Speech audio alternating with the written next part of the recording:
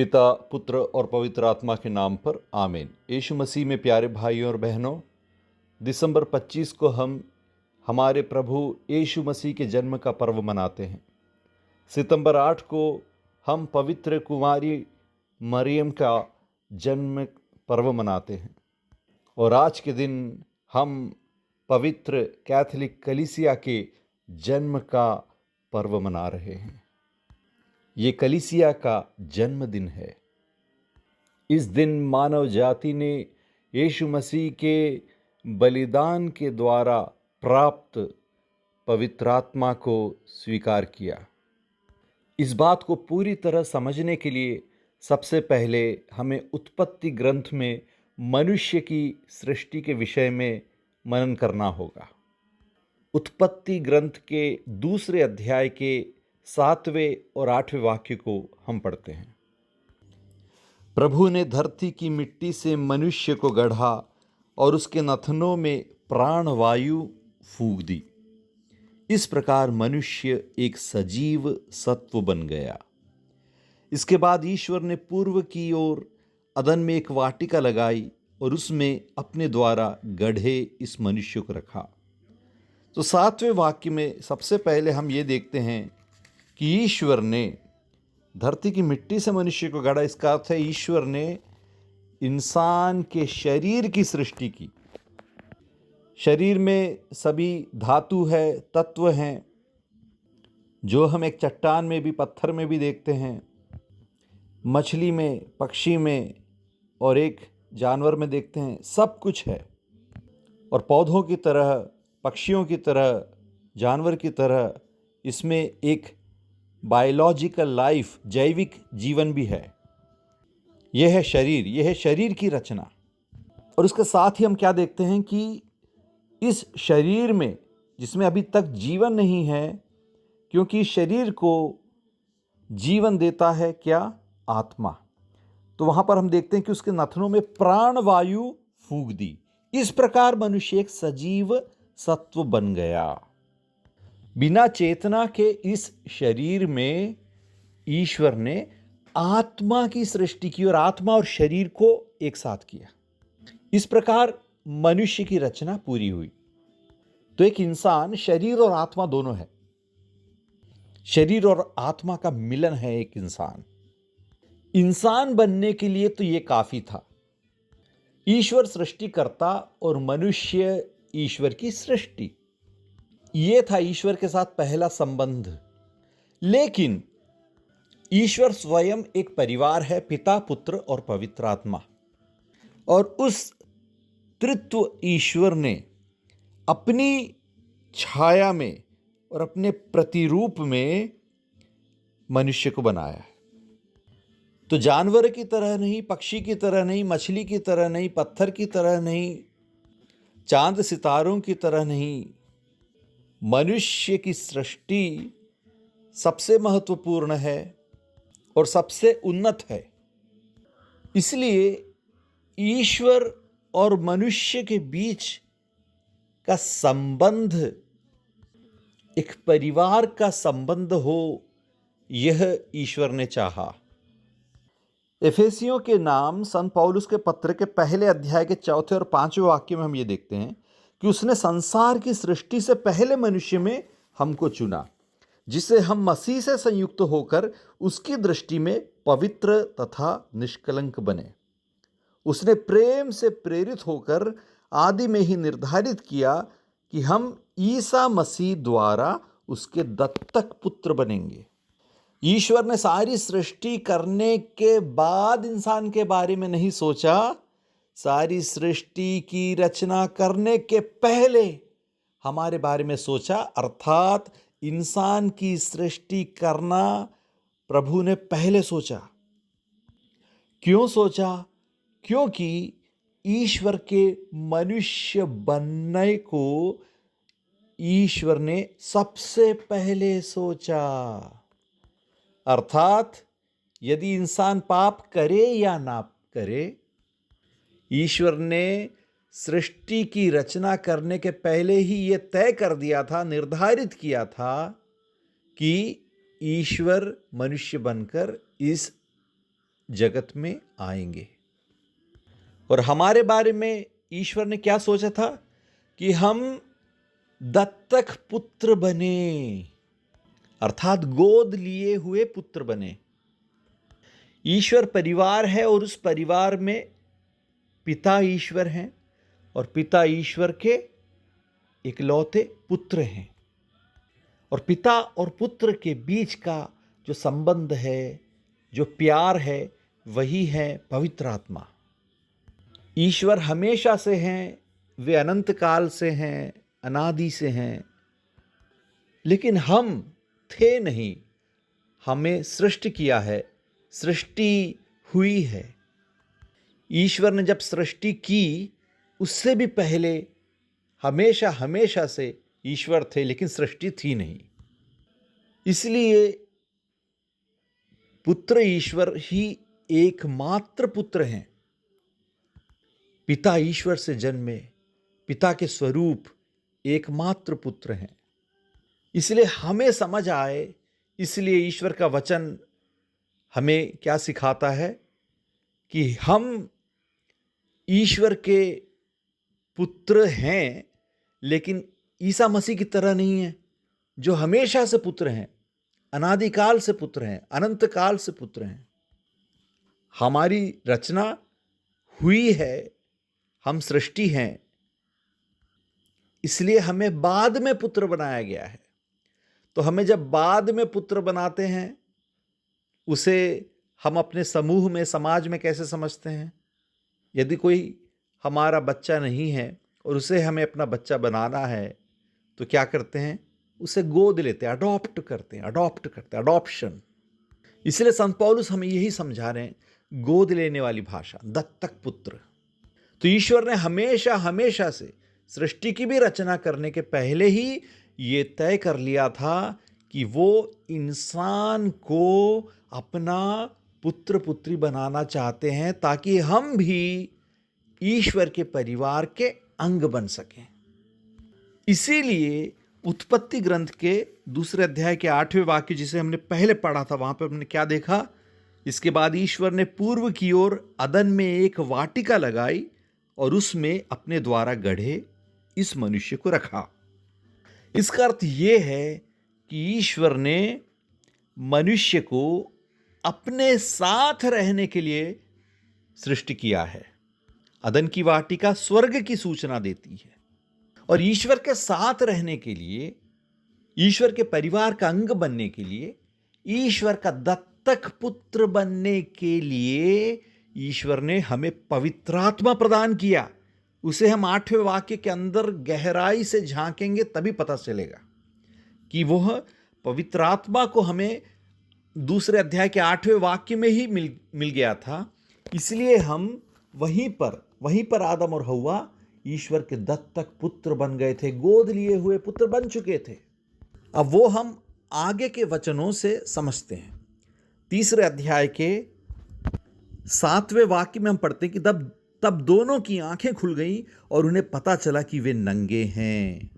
जब आदम और हव्वा ने पाप किया, उसके बाद उनकी आंखें खुल गई और तब उन्हें एहसास हुआ कि हम तो नंगे हैं। अरे तब तक भी वैसे ही थे, लेकिन उस नंगेपन का एहसास उन्हें क्यों नहीं था? क्योंकि उनमें पवित्र आत्मा था। वो ईश्वर के दत्तक पुत्र थे, गोद लिए पुत्र थे, अडॉप्टेड चिल्ड्रन थे ईश्वर के। तो इसलिए वो भी ईश्वर की ही तरह थे। वो ईश्वर को सुन सकते थे, ईश्वर की कृपा से देख सकते थे, समझ सकते थे। लेकिन जब उन्होंने पाप किया तो उन्होंने पवित्र आत्मा को खो दिया। अब वे ईश्वर के पुत्र कहलाने के लायक नहीं थे, योग्य नहीं थे। ईश्वर के वचन को समझने के लिए हमें और भी जगहें पढ़नी पड़ेगी, तभी हमें पता चलेगा कि इस वचन का अर्थ क्या है। इसलिए उत्पत्ति ग्रंथ के 6 अध्याय के 3 वाक्य में भी हम पढ़ते हैं, इसलिए प्रभु ने कहा, मेरा आत्मा मनुष्य में सदा बना नहीं रहेगा, क्योंकि वह मरणशील है।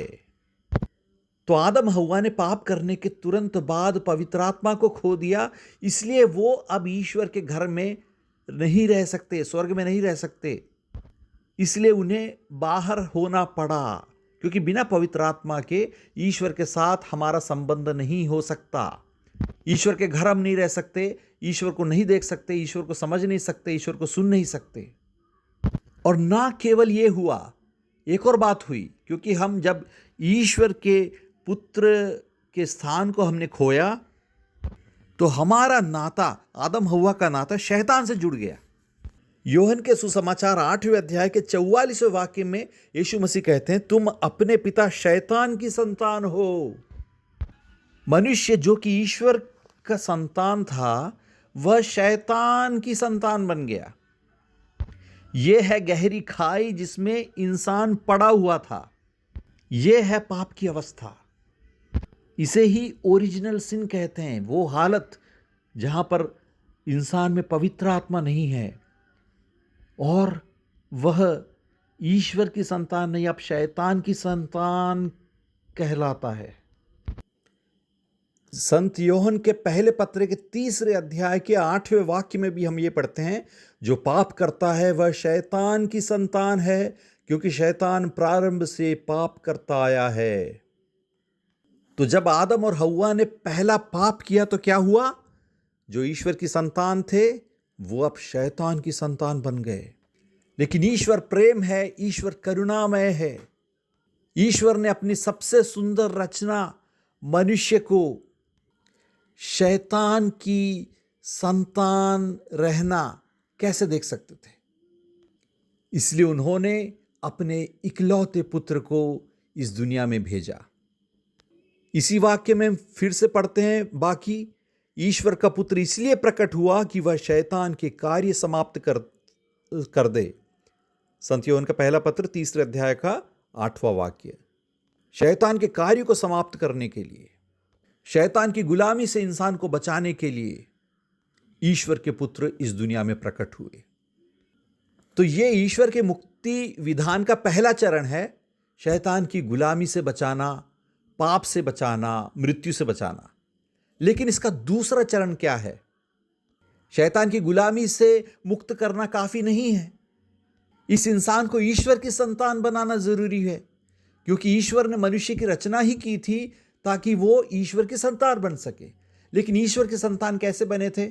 उत्पत्ति 2 के 8वें वाक्य में हमने देखा कि पवित्र आत्मा को प्राप्त करने के कारण, पवित्र आत्मा जब उन्हें मिला तभी वो ईश्वर की संतान बने। तो इसलिए क्या जरूरी है? पवित्र आत्मा का आना, ताकि पवित्र आत्मा के द्वारा, पवित्र आत्मा को जब हम प्राप्त करें तब वो ईश्वर की संतान बन सकें। लेकिन पवित्र आत्मा एक मैली जगह में, गंदी जगह में नहीं आ सकता, वो पवित्र जगह में ही आएंगे। ईश्वर ने क्या चाहा कि इंसान का शरीर और आत्मा ईश्वर वास कर सके, उस प्रकार का एक मंदिर बने। ईश्वर के वास योग्य मंदिर बनाने के लिए ही इंसान की रचना की थी। लेकिन इंसान का शरीर और आत्मा, मन, सब कुछ मैला हो गया पाप के कारण। तो इसलिए उसे पवित्र करना सबसे पहले बहुत जरूरी था। योहन के सुसमाचार पहले अध्याय के 29वें वाक्य में हम पढ़ते हैं कि यीशु मसीह ईश्वर के मेमने जो संसार के पाप को हर लेते हैं। यीशु मसीह ईश्वर जो मनुष्य बने, उन्होंने क्या किया? पूरे संसार के पाप को अपने पर ले लिया। तो इस पाप को खत्म करना अनिवार्य था। इंसान के शरीर और मन को, आत्मा को निर्मल करना अनिवार्य था।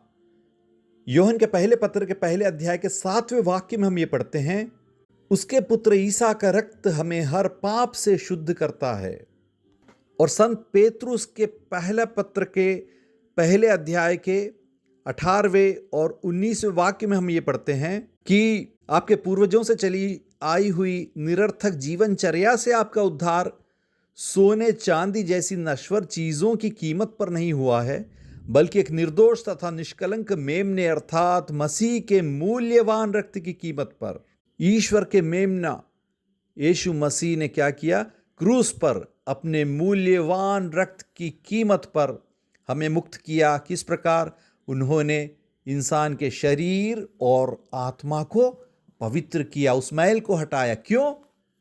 ताकि पवित्र आत्मा उस पर आकर बस सके। वो इंसान का शरीर और आत्मा पवित्र आत्मा के बसने लायक एक मंदिर बन जाए।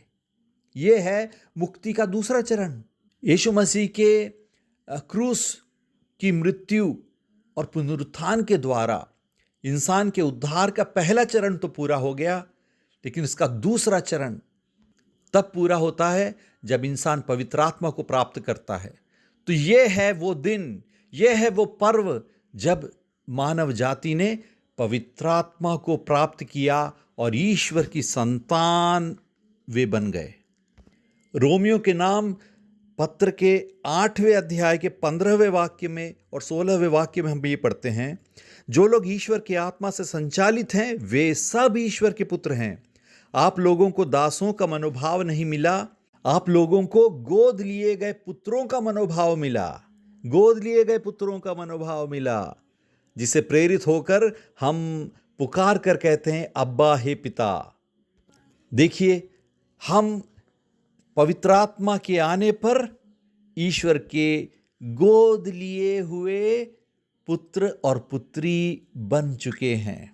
यह है पेंतेकोस्त पर्व की अहमियत। इसीलिए इसे पवित्र कलीसिया के जन्म का पर्व भी कहा जाता है। आज के दिन इंसान ने मुक्ति को उसकी पूर्णता में प्राप्त किया। तो आए हम ईश्वर को धन्यवाद दें कि उन्होंने पवित्र आत्मा को भेजकर हमें अपनी संतान बनाया है। हम ईश्वर की संतान हैं, इसलिए हम भी उसी तरह जीने की कोशिश करें। हम सांसारिक नहीं हैं, हम शैतान की संतान नहीं हैं, हम ईश्वर की संतान हैं। हम खुद अपनी अहमियत को समझें और इसी प्रकार एक निष्कलंक और निर्दोष एक पवित्र जीवन बिताने की कोशिश करें, और उसकी भी शक्ति पवित्र आत्मा स्वयं हमें प्रदान करेंगे। लेकिन हमें मांगना पड़ेगा। हम ओरिजिनल सिन में, पाप में पैदा हुए हैं, और उस हालत से हमें ईश्वर बपतिस्मा के द्वारा बचाते हैं। बपतिस्मा में शैतान से हमारा पूरा संबंध टूट जाता है, नाता टूट जाता है। उससे प्रभु हमें मुक्ति दिलाते हैं और पवित्र आत्मा को देते हुए हमें बपतिस्मा के द्वारा अपना पुत्र बनाते हैं। इसलिए जितनी जल्दी हो सके बपतिस्मा देना चाहिए।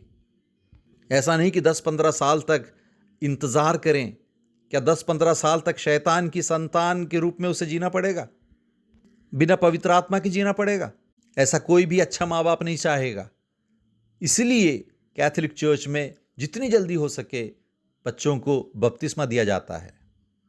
लेकिन बपतिस्मा के अवसर पर हमने पवित्र आत्मा को प्राप्त करने के बाद भी इंसान इसी संसार में जीता है। प्रलोभन तो कम होते नहीं हैं। शैतान हमें फिर से अपने अंकुश में लाने की कोशिश करते रहेगा। और जब हम प्रार्थना नहीं करेंगे, जब हम ईश्वर की आज्ञा का पालन नहीं करेंगे, जब हम वचन को नहीं पढ़ेंगे, मनन नहीं करेंगे, पवित्र कुर्बान में भाग नहीं लेंगे और गलत चीज़ें देखते हैं, बोलते हैं, सुनते हैं, करते हैं, तो क्या होता है कि बपतिस्मा के अवसर में जो प्राप्त पवित्र आत्मा है उसे हम खोते तो नहीं हैं, लेकिन वो हमें निष्क्रिय हो जाता है। थिस्सलुनीकियों के नाम पहले पत्र के 5वें अध्याय के 19वें वाक्य में हम पढ़ते हैं कि आत्मा की प्रेरणा का दमन नहीं करें। आप में जो पवित्र आत्मा है उसका दमन ना करें, उसे निष्क्रिय ना बनाएं। तो आज हमें ये एक और बात को समझना होगा कि बपतिस्मा के अवसर पर हमने पवित्र आत्मा को प्राप्त तो कर लिया है, लेकिन हमें पवित्र आत्मा हमेशा सक्रिय रहना चाहिए, ज्वलंत रहना चाहिए। वो अंगार हमेशा जलती रहनी चाहिए, तभी तो पवित्र आत्मा के फल और पवित्र आचरण हम में दिखाई देगा। संत पौलुस तिमोथी के नाम अपने दूसरे पत्र के पहले अध्याय के 6वें वाक्य में कहते हैं कि मैं तुमसे अनुरोध करता हूं कि तुम ईश्वरीय वरदान की वह ज्वाला प्रज्वलित बनाए रखो जो मेरे हाथों के आरोपण से तुम में विद्यमान है। अर्थात बपतिस्मा के अवसर पर मूरोन अभिषेक कन्फर्मेशन के द्वारा जो पवित्र आत्मा तुम में ज्वलित है, प्रज्वलित है, उसे उस ज्वाला को वैसे ही प्रज्वलित बनाए रखो, उसे बुझने मत दो, उसके ऊपर राख ना पड़ने दो। इसके लिए क्या करना है कि जिस प्रकार हम अंगार चूल्हे में जब लकड़ी हम जलाते हैं, यदि हम उसे फूंकना पड़ता है।